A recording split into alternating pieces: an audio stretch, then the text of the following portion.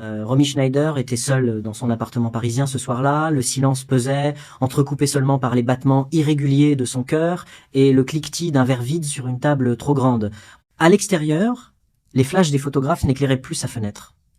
Les journaux l'avaient oubliée, la femme que l'Europe entière avait adulée, celle dont les yeux brillaient autrefois sur des affiches dans toutes les gares de France, n'était plus qu'un murmure. Et dans ce murmure, il y avait une douleur immense, insoutenable, mais invisible. Comment en est-on arrivé là? Comment une actrice idolâtrée, incarnation de la beauté et de la passion à l'écran, a-t-elle pu sombrer si loin, si profondément, que même les projecteurs n'ont plus réussi à illuminer son regard? C'est pas l'histoire d'une star, c'est l'histoire d'une femme, d'une fille, d'une mère qui n'a jamais su comment guérir les cicatrices de son passé. Une femme prisonnière de ses rôles, de ses amours, de ses drames.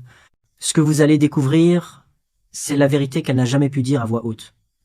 Une vérité trop lourde, trop dérangeante pour l'époque. Une vérité que Romy Schneider a cachée derrière les sourires et les trophées. Ce récit n'est pas un hommage classique, c'est une plongée au cœur d'une âme blessée, d'un destin fracassé. Préparez-vous à voir l'envers du décor, là où la lumière s'arrête et où commence la douleur. Elle est née Rosemary Magdalena Albacretti, le 23 septembre 1938 à Vienne, dans une Europe en pleine tourmente. Fille de deux comédiens inconnus, Magda Schneider et Wolf Albacretti, Romy grandit dans une atmosphère saturée d'attente et d'artifice. Dès son enfance, le destin semble lui avoir assigné un rôle. Celui de prolonger la lignée. Elle n'a pas choisi les projecteurs. C'est sa mère qui les a braqués sur elle. Magda Schneider, douce et rigide à la fois, avait des rêves de grandeur pour sa fille, comme si Romy devait réussir là où elle-même avait échoué à briller durablement.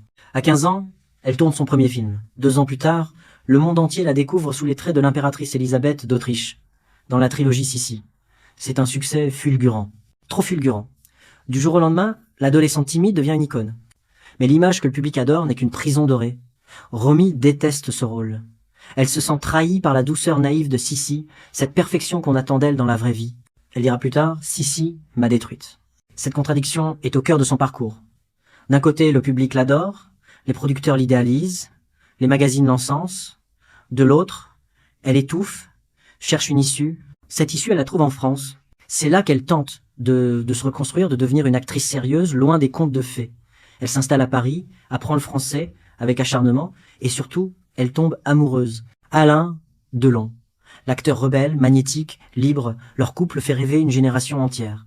Ensemble, ils incarnent l'élégance, la passion, l'intensité, mais leur amour est aussi un champ de bataille. Romy s'accroche à lui comme à une bouée de sauvetage. Il est tout ce qu'elle n'est pas, fort, décidé, insaisissable. Et c'est ce qui la fascine autant que ce qui la détruit. Quand Delon la quitte brusquement par une lettre, laissant un bouquet de roses et des mots d'adieu glacial, elle s'effondre. Mais elle continue d'avancer. Elle tourne avec les plus grands, Visconti, Wells, Sautet, Tavernier. Elle devient l'égérie d'un cinéma exigeant, intense, psychologique. Chaque rôle est une tentative d'exorcisme. Chaque tournage, un combat contre ses démons intérieurs. Dans l'important, c'est d'aimer. Elle se livre comme jamais auparavant. Et pourtant, même là, elle semble crier sans que personne n'entende. Sa vie privée, elle, est un enchaînement de turbulences. Mariage, séparation, addiction. Elle devient mère 2 fois. Mais la maternité, au lieu de l'ancrer, la fragilise encore. Son fils David est tout pour elle. Il est son équilibre, sa lumière, sa raison de vivre. Et c'est précisément pour cela que le drame qui viendra plus tard sera si irréversible. En attendant, elle lutte. Contre la presse, qui traque ses moindres gestes. Contre le regard des autres, qui attendent d'elle qu'elle reste belle, douce, disponible. Contre son passé, aussi notamment l'ombre de sa mère, dont les liens avec le régime nazi suscitent des murmures. Romy n'en parle jamais publiquement. Mais le poids est là, insidieux, constant. Peu à peu, l'usure se lit dans ses traits, les cernes se creusent, les sourires deviennent rares. Elle continue à jouer, bien sûr. Elle brille encore à l'écran. Mais dans les coulisses, le doute l'emporte sur la joie. La douleur devient quotidienne, presque familière. Elle consomme des somnifères pour dormir, de l'alcool pour oublier. Son corps tient, mais son âme vacille. Dans cette période sombre, elle cherche encore à aimer, à être aimée, mais chaque relation semble réactiver la blessure originelle. Celle de ne pas être suffisante, de ne pas être aimée pour ce qu'elle est réellement, et tout cela, elle le garde pour elle. Elle sourit en interview, elle monte les marches, elle remercie le public, mais derrière les flashs, le vide grandit. L'histoire de Romy Schneider est celle d'une quête perpétuelle d'authenticité dans un monde de faux-semblants. Elle voulait simplement être regardée autrement que comme une image. Elle voulait être entendue, ressentie, comprise. Mais dans l'univers du cinéma, où tout est spectacle, cela ressemble à un vœu irréalisable. Et pendant que le public se perd dans ses films, elle se perd, elle, dans une solitude qu'aucune récompense ne saurait combler. Sa vie semblait être un scénario trop cruel pour être inventé. Après la rupture dévastatrice avec Alain Delon, Romy Schneider aurait pu sombrer définitivement. Mais au contraire, elle s'est battue. Elle a refusé de rester la petite Sissi figée dans un rôle de porcelaine. Elle a plongé dans le cinéma français comme on plonge dans un fleuve glacé, espérant qu'il purifie, qu'il lave les douleurs et donne un nouveau souffle. Et pendant un temps, ça a marché. Avec La Piscine, elle retrouve Delon, cette fois à l'écran. Le film devient un miroir de leur histoire passée, torride, tendue, silencieuse. Elle y incarne une femme forte, en surface, mais vacillante à l'intérieur. Tout comme elle. Ce rôle marque une étape importante. Le public découvre une Romy nouvelle, plus adulte, plus brute, plus tragique, et surtout profondément française. Elle n'est plus seulement l'icône germanophone du cinéma romantique. Elle devient la muse d'un cinéma plus grave, plus sincère. Elle enchaîne les films d'auteur, travaille avec des réalisateurs exigeants, Claude Sautet notamment devient un collaborateur fidèle. Avec lui, elle tourne des œuvres majeures comme Les choses de la vie, César et Rosalie. Une histoire simple, des rôles de femmes blessées, tiraillées, amoureuses, brisées. Romy ne joue pas ses personnages, elle les habite, elle les saigne, elle y met ses tripes, et les spectateurs le sentent. C'est ce qui rend ses performances si puissantes, si inoubliables. Mais chaque film semble aussi prélever une part d'elle-même. Comme si, à force de puiser dans ses blessures, elle n'avait plus grand-chose à offrir à sa propre vie. En 1975, elle reçoit le César de la meilleure actrice. Pour l'important, c'est d'aimer.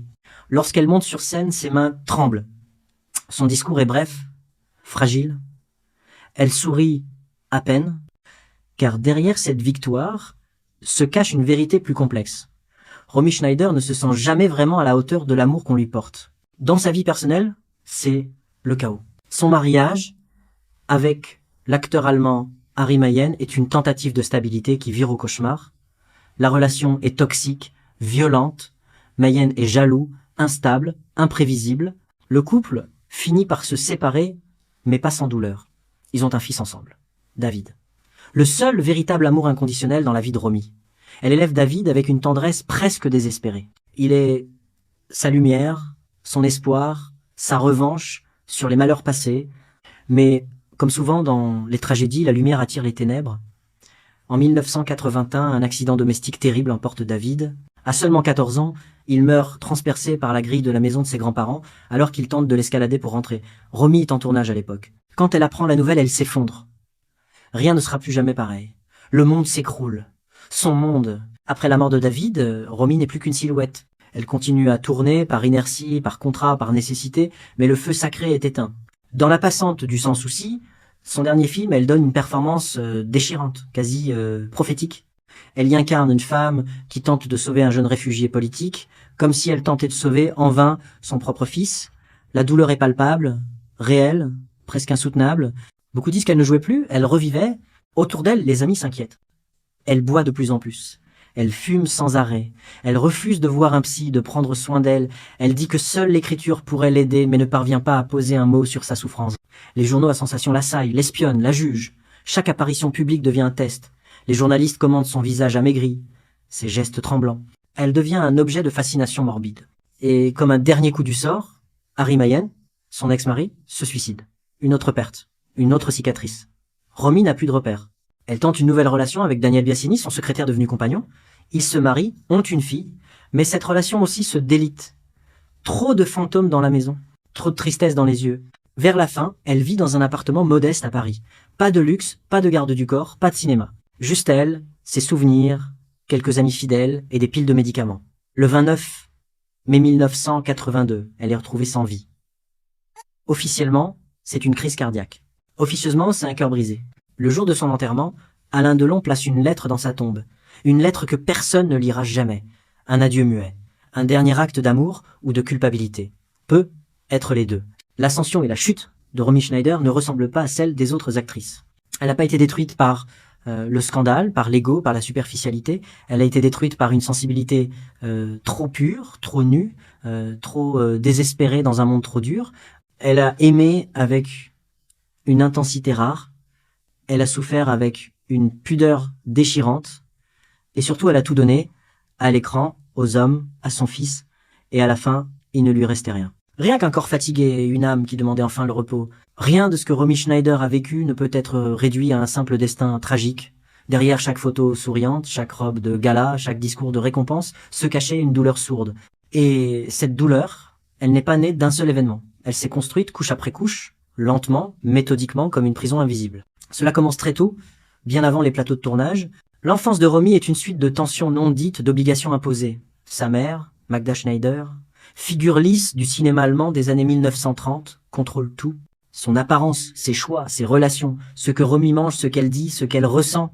Derrière l'image d'une mère aimante, il y a un pouvoir glacial. Magda n'est pas simplement une mère, elle est une stratège. Elle pousse sa fille à jouer, à sourire, à plaire. Elle orchestre chaque étape de sa carrière, dès l'adolescence. Et Romy, docile, suit. Elle n'a pas encore appris à dire non. Ce que peu savent, c'est que Magda Schneider entretenait des liens proches avec des figures du régime nazi. Ce passé, Romy le découvre à l'adolescence, sans jamais pouvoir en parler ouvertement. Une onde diffuse, une trahison de l'histoire. Elle, l'incarnation du romantisme viennois à l'écran, porte un héritage dont elle ne veut pas. Et pourtant il est là, gravé dans son nom, dans son sang, dans les interviews où l'on évite le sujet. Cette zone d'ombre familiale devient un fardeau silencieux, un poison identitaire, puis vient la célébrité. Trop jeune, trop soudaine, trop écrasante. Le succès de Sissi la condamne à une image qu'elle n'a pas choisie. On l'admire pour sa pureté, sa douceur, son obéissance. Autrement dit, pour tout ce qu'elle n'est pas. Romy est une femme fière, instinctive, parfois en colère, passionnée, mais cela, le public ne veut pas le voir. Elle est prise au piège, prisonnière d'un rôle qui la nie. Chaque fois qu'elle monte sur scène, elle ne joue pas. Elle se bat contre l'image qu'on attend d'elle. Alors elle fuit, elle quitte l'Allemagne, sa langue maternelle, sa mère. Elle s'exile en France, espérant s'y réinventer. Mais la liberté a un prix. Elle doit tout réapprendre. Parler, jouer, séduire, convaincre. Elle travaille d'arrache-pied, comme si sa survie en dépendait. Et quelque part, c'est vrai, son besoin de reconnaissance est vital. Pas de reconnaissance de gloire, mais de reconnaissance d'existence. Être vue pour ce qu'elle est vraiment. Mais la France aussi la regarde avec des lunettes floues. Elle devient une icône, certes, mais toujours modelée selon des attentes masculines. Elle est belle, elle est sensuelle, elle est tragique.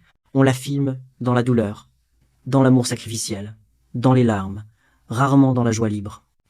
On applaudit ses performances émotionnelles, sans jamais se demander si elles viennent d'un vrai cri intérieur. Romy cherche alors l'amour comme on cherche une issue. Elle aime passionnément, jusqu'à l'excès. Elle se jette dans les bras d'hommes, charismatiques, mais souvent froids, distants, parfois cruels. Elle s'attache à Delon comme à une figure paternelle idéalisée, avec une dévotion presque aveugle, puis à Mayenne, avec une urgence désespérée de construire une famille normale. Mais aucun de ces hommes ne sait ou ne veut la protéger. Pire encore. Certains la manipulent, la rabaissent, la font douter d'elle-même. La pression publique s'ajoute à cette instabilité intime. Les journalistes scrutent tout. Chaque prise de poids, chaque silence, chaque absence. Lorsqu'elle faiblit, on la juge. Lorsqu'elle pleure, on l'accuse d'être fragile. Lorsqu'elle s'exprime, on la juge ingérable. Elle doit toujours être belle, gracieuse, polie, et quand elle ne l'est pas, elle devient un problème. Dans ce climat, elle commence à prendre des somnifères, puis des antidépresseurs, puis de l'alcool, et toujours avec le sourire en public. Mais le masque glisse, parfois. Dans certaines interviews, elle se perd, elle cherche ses mots, s'interrompt, laisse transparaître un désespoir profond. Elle parle de la mort, elle parle de solitude. Elle dit que sa vie est une succession de blessures. Ses phrases sont souvent coupées au montage. On préfère garder les extraits où elle rit. Puis vient le choc. La perte de son fils David. L'enfant qu'elle a tant protégé, tant aimé, tant chéri. Ce drame-là, aucun mot ne peut le contenir. Elle est en tournage au moment du décès. On lui annonce froidement, elle hurle, elle s'effondre. Elle demande à voir son corps, à le toucher, à s'excuser. Elle se sent coupable de ne pas avoir été là. Coupable d'avoir mis sa carrière avant sa famille. Coupable surtout de continuer à vivre. À partir de ce moment-là, Romy ne revient jamais vraiment. Elle survit, elle respire, elle fonctionne, mais elle n'existe plus. Elle confie à des amis qu'elle rêve de disparaître, qu'elle ne dort plus, qu'elle a peur de tout. Et pourtant, elle continue à faire bonne figure, parce qu'elle ne sait faire que ça, parce qu'on lui a jamais appris à demander de l'aide. La vérité sombre, c'est que Romy Schneider n'a jamais eu le droit d'être vulnérable autrement qu'à l'écran. Dans la vraie vie, on lui a refusé la tendresse, l'écoute, le droit de faillir. Elle a été utilisée, idolâtrée, décorée, mais rarement aimée pour elle-même.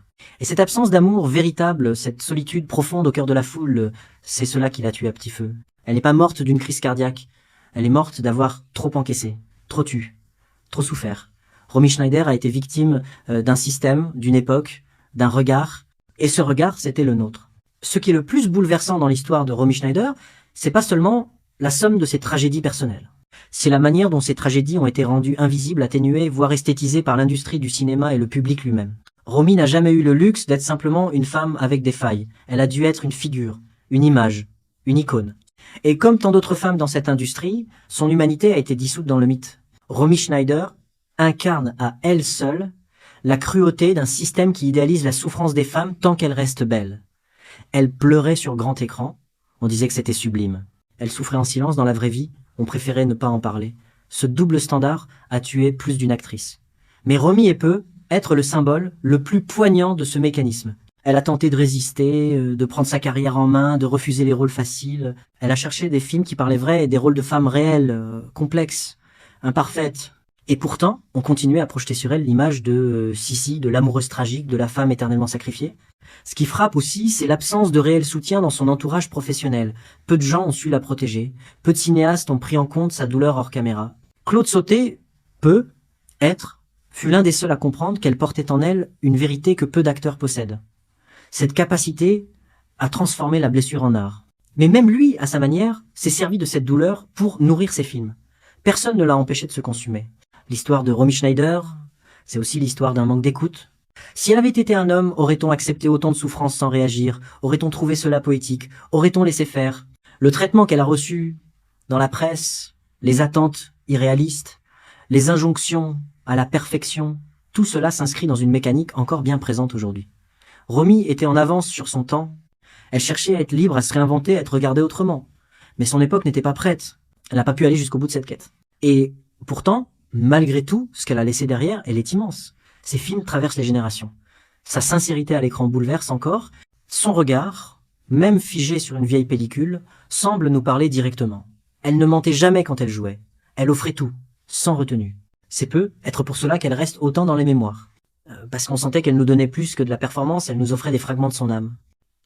À travers l'histoire de Romy Schneider, notre chaîne veut poser une question essentielle. Combien d'artistes doivent encore souffrir pour que l'on change notre manière de les regarder? Pourquoi exigeons-nous autant de sacrifices émotionnels, de dévotion totale, avant d'accorder à une femme le droit d'exister en tant qu'être humain? Il est temps de repenser nos idoles, de les aimer autrement, de les écouter vraiment. Romy n'était pas un ange, elle avait ses contradictions, ses colères, ses excès, mais c'est précisément cela qui la rendait profondément humaine. Elle ne méritait pas la solitude qu'elle a connue, elle ne méritait pas d'être dévorée par le silence. Elle méritait d'être protégée, comprise, accompagnée. Aujourd'hui, en revenant sur sa vie, nous ne voulons pas simplement pleurer une étoile disparue.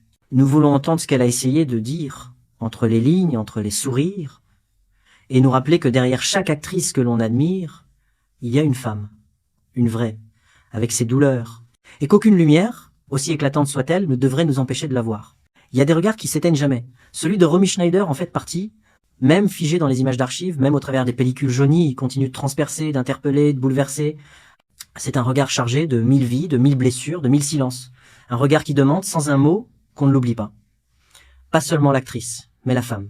Celle qui a tout donné, et qui en retour n'a pas toujours reçu ce dont elle avait le plus besoin. La paix. Certains disent que Romy n'aurait jamais pu vieillir, que sa légende, sa beauté, son intensité étaient faites pour s'éteindre jeune comme une étoile filante, mais c'est faux. Elle aurait pu vieillir magnifiquement. Elle aurait pu devenir une grande dame du cinéma, libre, apaisée, pleine de sagesse. Elle aurait pu écrire, transmettre, aimer autrement, si seulement elle avait eu le temps, si seulement la vie avait été un peu plus clémente, si seulement elle avait eu le droit d'être fragile, sans que cela ne devienne un spectacle. Son dernier film, La Passante du Sans Souci, ressemble à une lettre d'adieu. Elle y est grave, lumineuse, hantée. On sent que chaque scène est arrachée à la douleur. Et pourtant, elle le fait. Jusqu'au bout. Parce que c'était ça, Romy. Une combattante, une artiste de chair et de sang, une mère blessée, une amante éperdue, une actrice qui ne savait pas tricher. Aujourd'hui, son rire résonne encore dans les coulisses du cinéma français.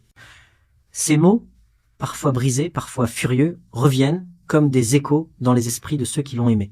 Elle a marqué des générations sans jamais chercher à être une icône. C'est sa vérité qui l'a rendue éternelle. Et si vous fermez les yeux un instant, peut être que vous l'entendrez. Dans un souffle, dans une réplique, dans un silence, elle est là, non pas comme une ombre, mais comme une lumière douce, persistante.